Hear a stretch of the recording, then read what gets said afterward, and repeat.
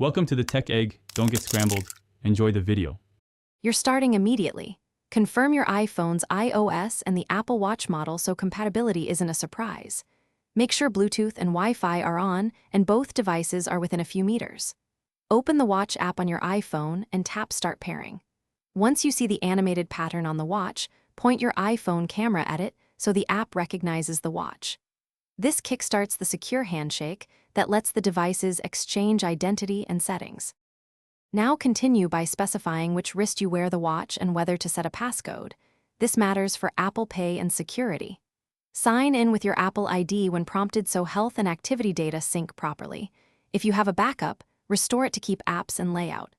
Choose permissions for location, Siri, and diagnostics, these control features and battery use.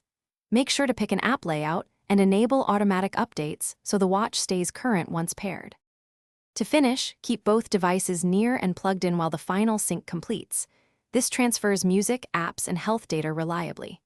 Test a call, an iMessage, and activity tracking to confirm everything syncs and notifications arrive. If something goes wrong, like a stalled pairing, restart both the iPhone and Apple Watch, turn Bluetooth off and on, then retry pairing. If that fails, unpair in the Watch app and set up as new or restore the watch from a recent backup.